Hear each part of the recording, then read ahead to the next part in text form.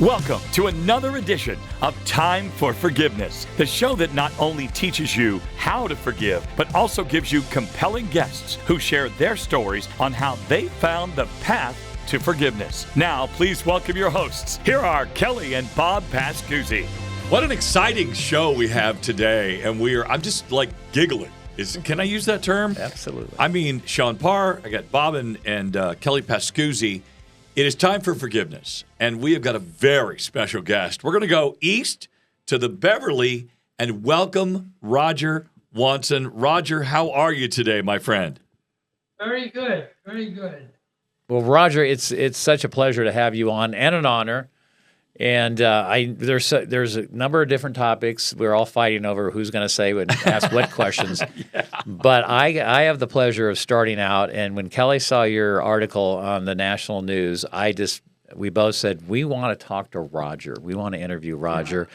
And I would say a World War II, maybe an enthusiast. I wouldn't say I'm a buff. But when I saw that you were a veteran, and all the other amazing things you've done over your lifetime of now 100 years. And happy birthday, by the way. You recently celebrated your 100th birthday. Right. I just wanted to soak up any knowledge that you could share with us here and our listeners. And I know there's so much wisdom that you can impart. But I'm going to start with your service for our country. And you were in the Air Force, as I understand it. What was your role in World War II? Can you kind of give us some background there? Yeah, well, I was going to Northeastern, and I decided I'd come from a small town, Essex, and I knew that probably I was up for the draft. And the friends that I had said that, it's best to enlist, and you can then be your own director, so to speak, as to what you want to do. And of course, in a draft situation, you do what they need at the time. And so that's what I did. I enlisted, and I told them I wanted to go into the Air Force. I wanted to be in the technical end of it. And that's where I was sent right off the bat. They needed people very bad. And I went to Chicago and lived in the Stevens Hotel, which is now the Conrad Hilton, heavy duty. Wow. But anyway, it was all part of the electrical training and the radio work. Of course, at that time, there wasn't too much microwave. But anyway, I was sent immediately there from training. The initial training was Miami Beach. So quickly I went to Chicago, and we got into the technical end. And the next thing I know, I was moved to Field in Madison, Wisconsin, university there as a teacher, an instructor. That's what I did. And I had the university was very interested in our training, and this is basic electronics. And I know one time I had a professor come in and listen, and the first thing I knew, I was appearing before a board, and they sent me to Yale. And that's where I continued my training, and I became enlisted as an officer, I commissioned as an officer. And then from that, I went out into the field in various places working on communications, and what radar was beginning at that time. This is now we're in the middle of the 40s, and so that's pretty much it. I served. It's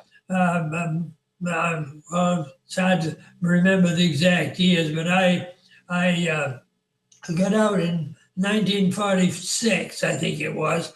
And I still wanted to have the GI Bill, but I also wanted to get into industry because of the normal 4 years that I would have been spending in working on my degree. So I listed to go into a quick refresher technical course under the GI Bill.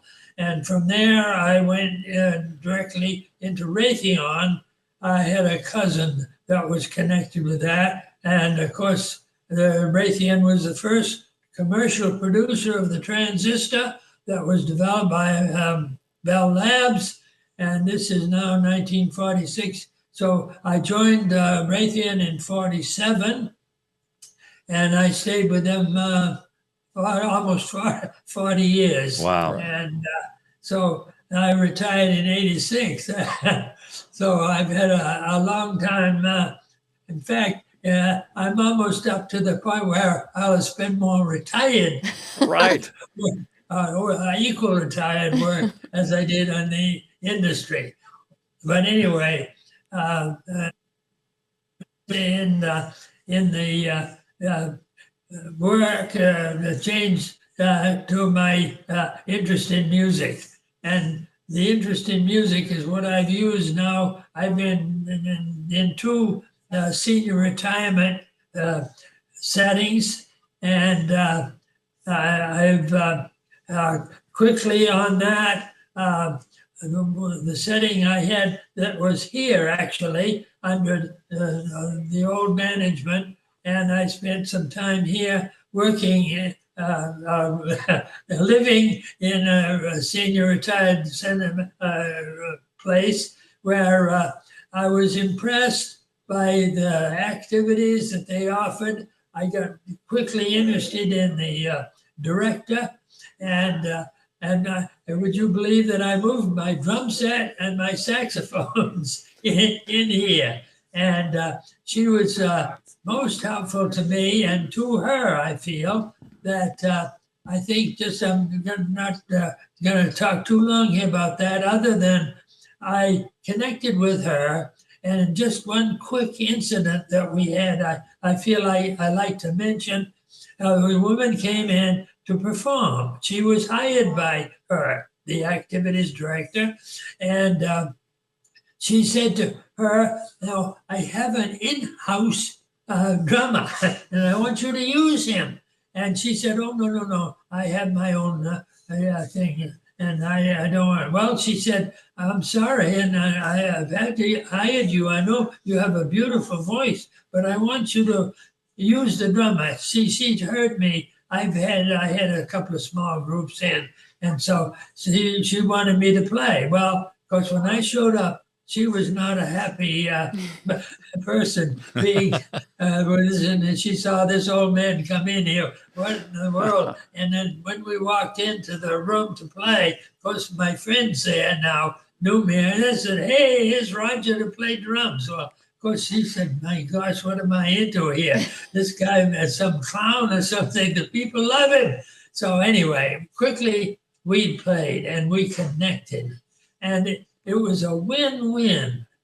And that's what I feel about what we have facing us now with these centers of human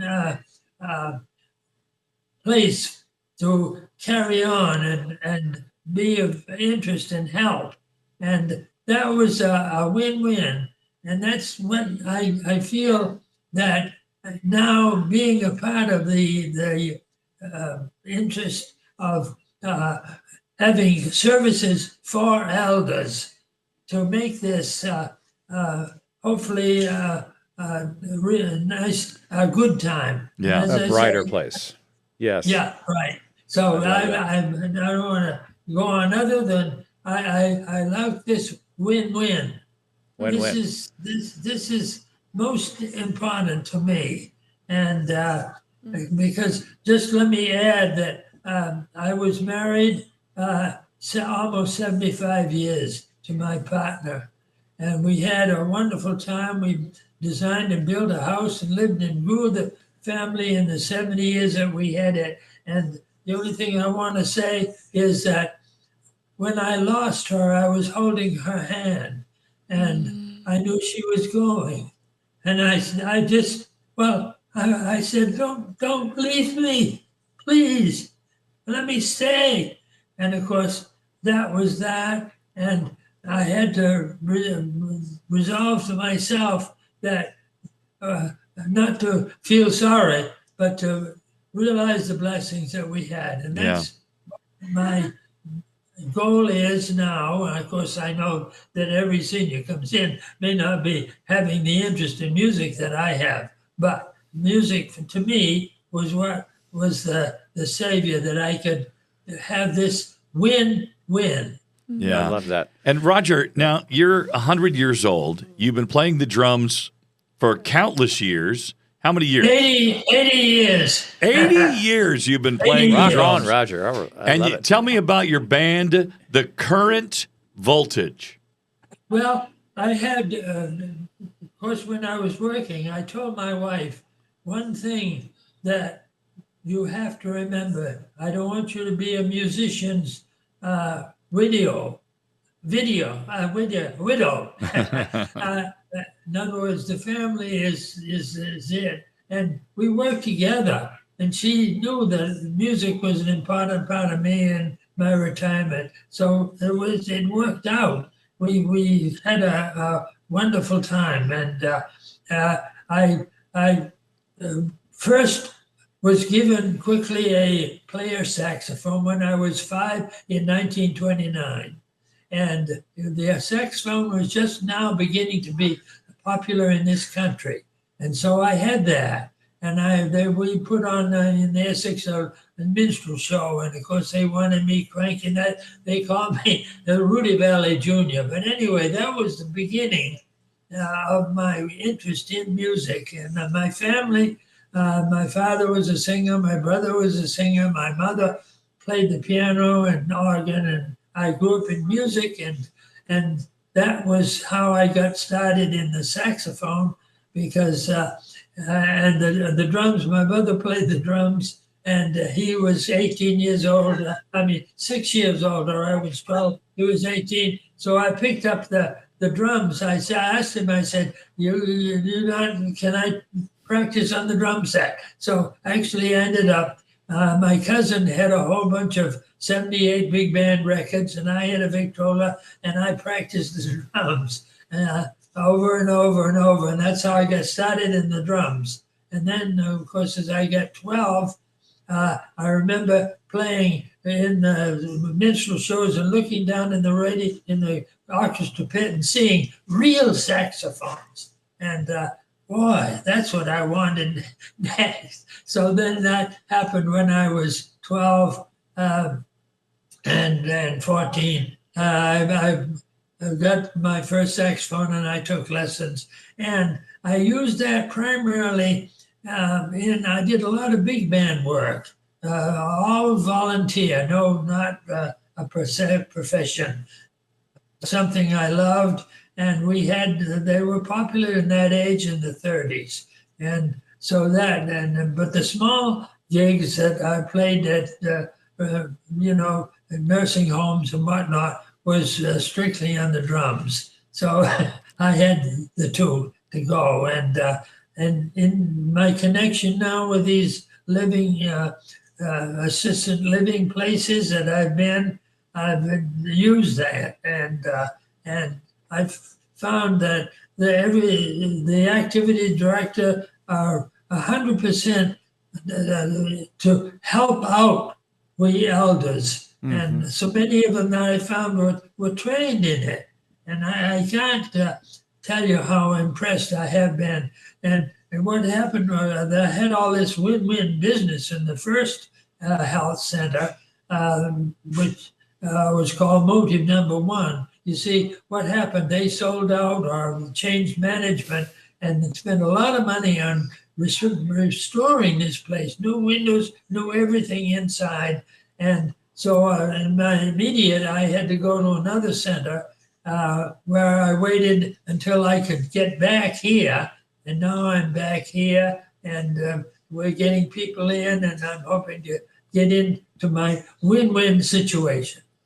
I love it. Win-win. Love the win-win situation. And I think a win-win situation in marriage is something that I read about what you and your wife had made a commitment to Mary do. Sue.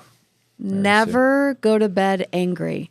You said the world needs more empathy and to be careful what you say because you can never take it back. That's right. That's it. And the only thing to add with that is to remember too, maybe you said it, I don't, that we say something in a haste of a controversy. And once you said it, we know that's it. So and that was the three things. The three things was to never go to bed mad, always think before you say things, and have empathy. And the empathy, of course, being that we try to listen to the other side, not be so bound by what we think. Mm-hmm. There's always another side, and it behooves us to find out and try to get together. I love that, Roger. And you were married 74 years, so you had a lot to learn about forgiveness, and that's what our podcast, our theme. Yes. And I know Kelly and I have been married almost 30 years, and I'm still learning and screwing it up, if you will, here and there. But what can you share about what you learned with Mary Sue over 74 years of matrimony? Well, of course, we met under musical conditions. We both auditioned the same night for the Washington, D.C. Choral Society, over 300 voices.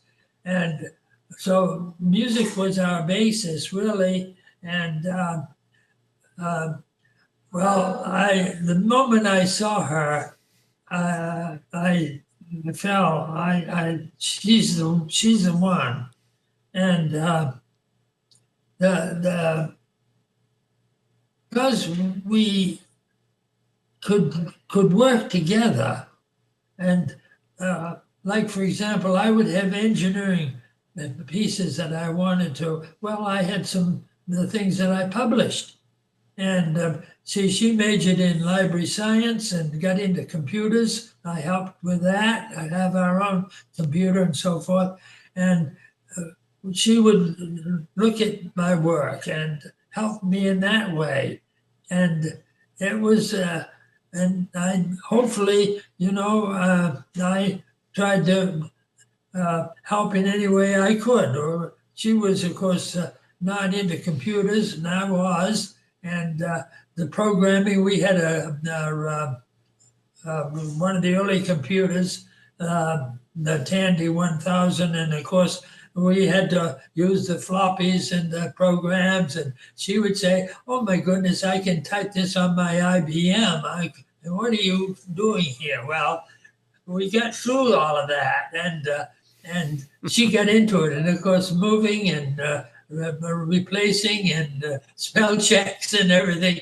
She became just fascinated, and those are the things that we worked. And of course, our children came along, and there again, I tried to always help what I could. I mean, it was a beautiful partnership, and in addition to our closeness and our intimacy, I mean, it just, I don't know. Sounds like you really complimented each other. You complimented one another. Would you say that's true? I mean, obviously, you were married a long time, so there had to be a lot of give and take. Yeah. I would say as we got older, and our retirement, and her getting through the female change, the menopause, and all that business, we just became closer. I mean, I don't know. It's just so difficult. Yeah, we were just one person. It was just, Sounds like a Cinderella story to me, Roger, because when you say one person. It really seems like, yeah. I mean, I'm sure it was not unbelievably focused or tried to get along, but there was just a connection there. That's great. That was most beautiful. Roger, obviously you have seen a lot of change in your life after 100 years, and you've also been asked to do a lot of transition. There's been a lot of different seasons in your life. obviously through 100 years. But I guess my question to you in regards to when you're looking back, like you've had probably many times to practice forgiveness in your life. Would you kind of talk about maybe your relationship to it now looking back? Is it different? Well, I'm sure that now that I'm older and can look back, I think of our intimacies that I wasn't as knowing as I thought I was. And I thought, my gosh, I should have had perhaps a more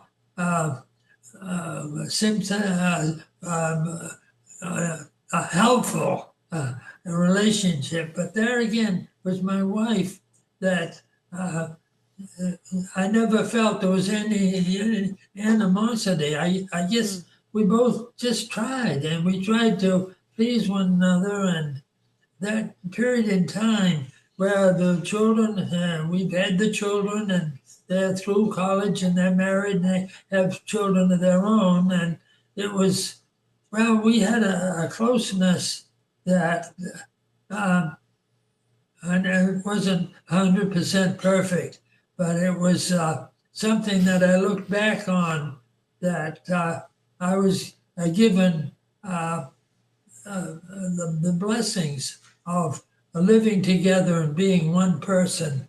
I mean, well, I read, Roger, that you are a very positive and upbeat person. So that obviously has an impact not only in your marriage, I'm sure it's also had such a huge impact and influence with all the residents, and what an inspiration you are.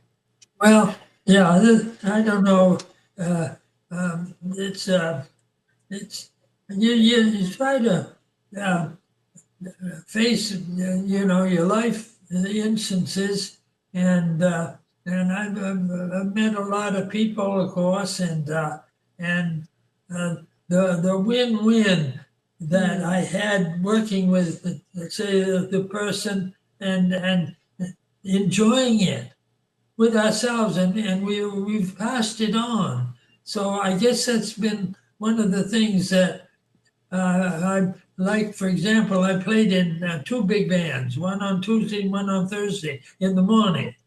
And we had that. The people, the elderly people, just loved it, naturally. They brought back their youth. And that was like a help for me when I found out that I could no longer stay in my home. I had a heart attack, actually. Of course, I wasn't ready to move. Yeah. I built the house. I missed my wife terribly, but I wasn't going to leave that. But so nature takes over, and I had to go to the hospital. And of course, that was the time I could no longer live by myself. And so as my memories and working in my retirement into something that was a win-win for me. Hey, Roger, this win-win philosophy that you keep referring to, where did you adopt this philosophy? Was this passed on from your parents? Did you hear a teacher or a coach, or did Eisenhower say win-win? Where did you get this mantra that you repeat? Number one, I got it from my father. I never saw my father lose his temper. Wow. I never heard him discouraged or mad at somebody. And he never hugged me. But boy, in that handshake was the love surpassing. So there again, I'm not a confrontational person. My wife says, "Oh, you have a problem. You bury like an ostrich, Passive. your head in the sand." Yeah. So that, of course, that's one thing too. That there's a professor that's interested in me in my life business, and I feel that we have to keep away. We have an immune system that is absolutely miraculous. Now, we had 3 girls. We lost the middle girl to the blastoma, the tumor on the brain. Yeah. And, that's a terrible problem, Tom, to lose one of your children. And she was particularly close to me. But there it is. And we've got to, keep away from stress and strain. And I think I've tried to do that. Maybe a bit much. Well, I think whatever formula you've operated from, it's working. Yeah. Would you not say, Sean? I agree. And Roger, first of all, my face hurts from smiling so much. You're such an inspiration to me. I want to know what you've done now with this newfound celebrity, because the governor celebrated you on your 100th birthday a few months back, and you've been in People magazine now, and you're all over the news in your local community.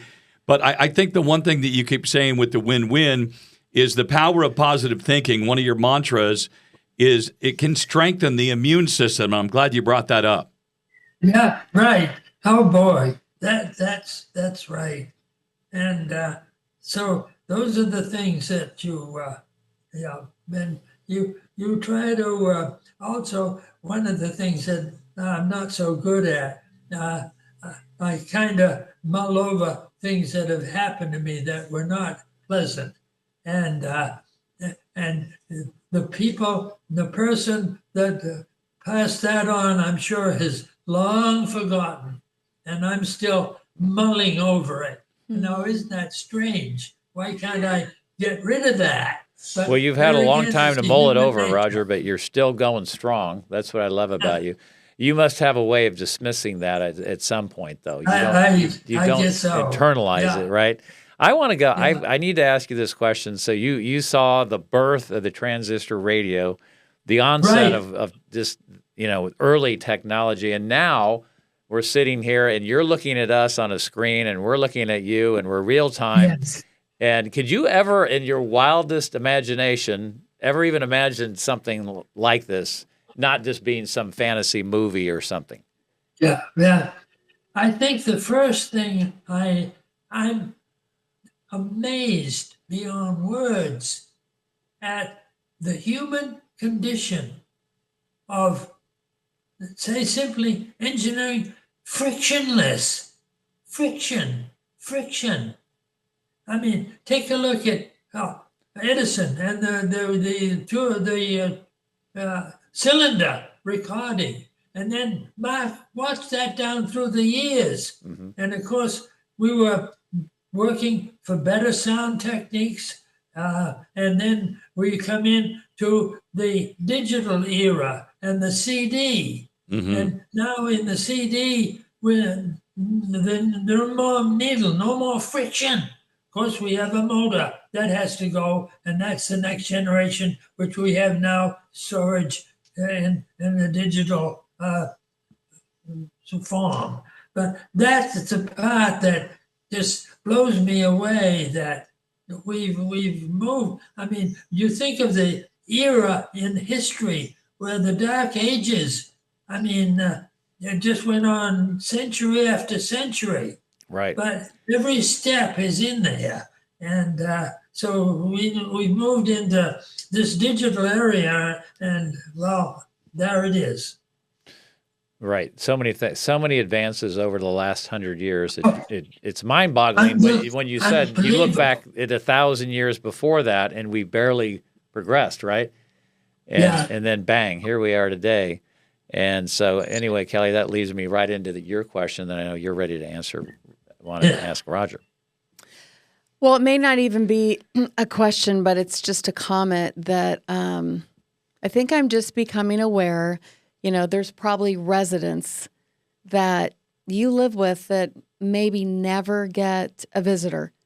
And, maybe sometimes they feel very alone. And I just am reading something that you had said, that music is in everyone and everything. And you're bringing that gift to them. You're sharing your music and your enthusiasm for it, and it brings people together and connects. And it's really a beautiful thing. This is it. Well, of course, I had a great struggle myself in losing my wife and my independence and the whole business. But there again, you gotta be positive and and and realize the great blessings that you've had, and and the family is. Would you believe I have 5 saxophone players in my family? Wow. And this past Sunday we played here, and just we had 3 saxophones, and I was on the drums. And would you believe that we did Amazing Grace to a nice Latin samba rhythm? Nice. I could hear it. I could hear it. Wow. If you're just joining us, we have had the pleasure of talking to Roger Wonson, 100 years old, as we celebrate Yes. you, as your community celebrates you. I want to talk about a couple of your mantras in closing today. Everything in moderation to get to 100 years old. We talked about the power of positive thinking. My favorite that you have said and has been printed is empathy and compassion builds a better life and those healthy relationships that you have enjoyed for so long. Yeah. And it's just one other quickie. I've done a few lectures that I've had in my time, and I did some work with the Salem State and the Explorers. I did the big band eras. And in a lecture or in any talk presentation, there's 3 components. First of all is the infirm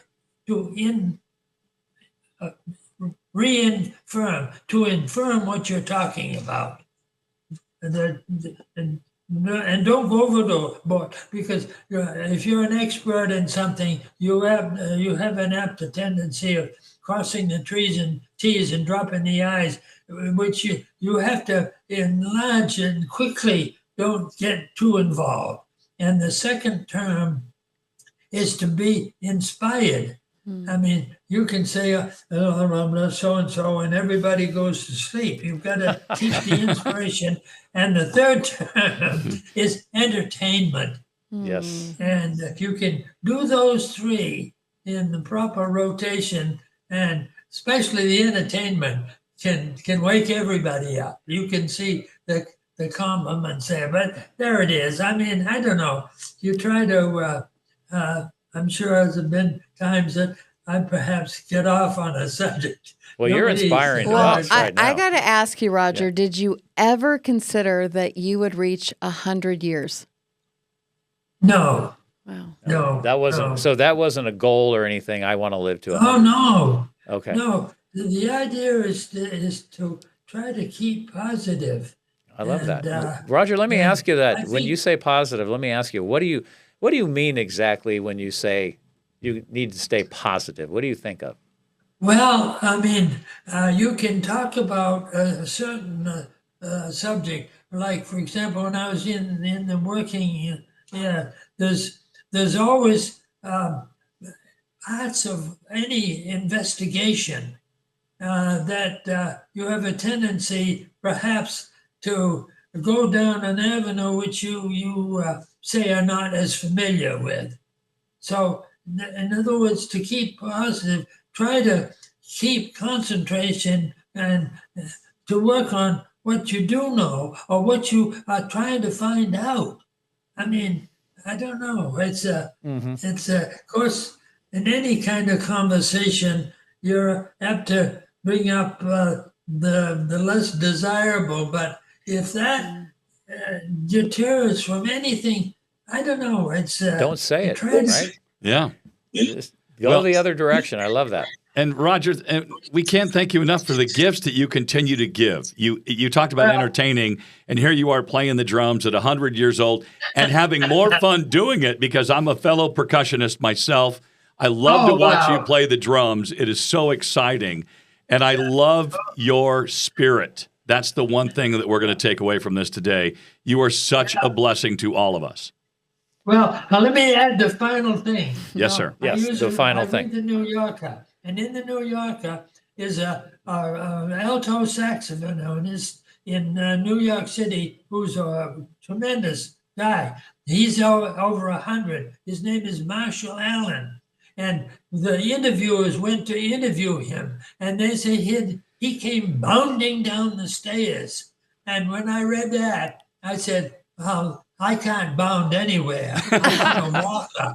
But awesome. he's still there. So there's always somebody that's, you're not the last, you're not the king of the That's right. unit. I love that. And I gotta say one thing, Roger. I hear so many people will say, "Well, I can't do that. I'm too old." And occasionally I'm like, "Well, when did you realize that you were old?" And I love, like Sean said, your spirit, that at 100 years old, you're still having fun and you're making fun for everyone else. So, wow. Yeah. I was going to add to that, Roger, your sense of humor.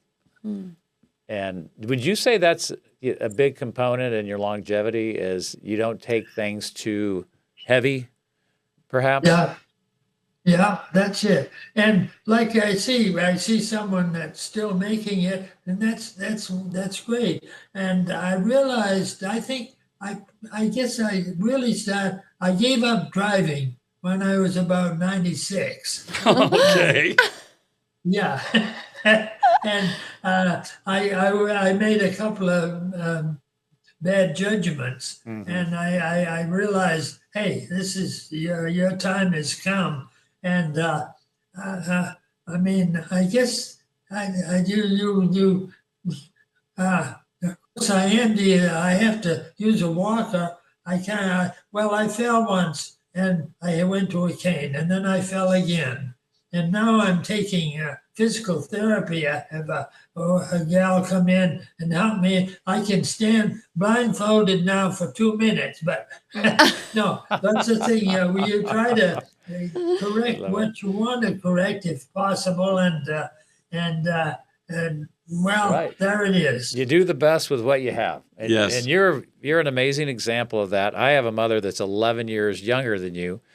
And but she's in a wheelchair, and you're still up and upright and moving, and keep going, Yeah. Roger. Just keep going. I love your attitude and your effort and your heart and your spirit. Yeah. Well, there it is. You do the best you can. I don't know what it is. I guess you see that if you don't use it, you lose it. There you go. I love you so much. Roger Wonson, our special guest today. Roger, we can't thank you enough for your time. And again, all the blessings that you have shared with us today. Well, I'll emulate it thank again. you. I'll say it again. I love your spirit. I tell you, and the feedback you've given me is redeemable to me. Oh, that's really sweet. That means the world. You were the cutest thing. I just so enjoyed our conversation. I really appreciate you being here with us today. Keep being an inspiration, Roger. You inspired us, and I know you're going to inspire our audience. I can't wait to to upload your It goes episode. around, There you go. I'm the only thing is, I hope I don't get too involved in myself. But see, No. folks are wonderful interviewers. You can say, well, okay, he can have his day, but hey, thank you. Thank you. Thank Well, you. Roger, we're gonna have you back on your 101 birthday 101st. and that get would an make update. sense. That'd There be you great. go. And Roger, what is your exact birth date again? We want to make a note of it. What's that now? Your birth date again. I want to note it. Oh yeah, it's on April 20. April 20. 24. 24. April Gosh. 20th. And that birthday, that's Hitler's birthday. Isn't that terrible? I Well, remember during the war, we just didn't talk about it too much. Yeah. I mean, terrible. Well, we're certainly glad. Anyway. We'll forget the other one, and we're certainly glad that you were Yes. born on April Yes. the 20th, because that's a big blessing to the world. That's for sure. Roger, That's for thank you sure. so much. Yeah, thank you. Okay, Thank take care, you. Roger. How incredible is Roger? I want to go hang out with Roger and have a cup of tea or, a cold one if he wants to. I sensed that too, because before we even got on with him, I felt like he was going to be exactly the way he was. Well, you think about he could be bitter. You know, he lost a child, his wife died, and he had to give up his independence, and he's living. But it's the exact opposite. Yeah, I take away he drove until he was 94. 96. Oh, sorry, 96. Well, I caught onto his philosophy right away. He had a philosophy about how he lived his life. Yes. Win-win, win-win, and that Okay. says a lot. It seems simple, but it's so powerful. Really, it's more than just because where are most people? Win, For me. lose. Yeah. Just Yeah. I'm winning all the time. That's all I care about. But Roger wanted other people to. He wanted to win, but he wanted other people to win. Yeah, and it was obvious. His mantra, his spirit, everything about him. I just want to sit and pick some more of his brain. Marinate on that. And you know what? Let's do that on his 101st birthday. Well, that'd I've be got so it marked. cool. I'm going to put it. We're going to reach back out to him. We'll interview him on April 20th, 2024. 2025. Okay, I think my 2 takeaways, I mean, there was a lot, but try to fix what matters and what you can. And I feel like I want to go back to where he said that be careful what you say. Yeah. You know, it may just that little second to respond instead of react because you can't take it back. And I'm just going to think about that. Bobby, your take on him? Well, I just loved his energy, like you said, and his heart. But I think it's just his mindset, how he lives his life, Yeah. and what was important to him. What was important. You could tell what his value system was based in. Yeah. I've tried to live my life on the power of positive thinking, but now I'm going to make sure I do it because, according to Roger, and I believe everything he says, it is good for our immune system. Oh, I love And that. it feels good to even say it out loud. So, Well, if I ever catch you getting off track, Sean, I'm going to say, Sean, what would Roger think? that's right. WWRD. What would Roger do? I Especially don't know. on the golf course, Bob. I think he's just, you want to be around him. He's so Yeah. fun because he's still curious about He's life. still going. Yeah. He's still every day. You can tell he wakes up with a purpose. But the music thing for him, and he said, this music is in everyone and everything. Yeah, it does. Yeah, What a it's blessing food for all for of the us soul. today. Wow, Roger Wonson, thank you so much, and we'll look forward to seeing you again on another edition of Time for Forgiveness. Thanks for watching. Thank you so much for listening and for watching Time for Forgiveness. Hey, listen, visit our website at timeforforgiveness.org. And here's the great news. You can now download our workbook. Just click on the QR code. It's that simple. You can also message us on our website because we read every single message, and we certainly love to help. You can also reach us on our socials on Instagram and Facebook, and you can email us, again, at info@timeforforgiveness.org. I'm Sean Parr for Bob and Kelly Pascuzzi. We'll see you next time on Time for Forgiveness.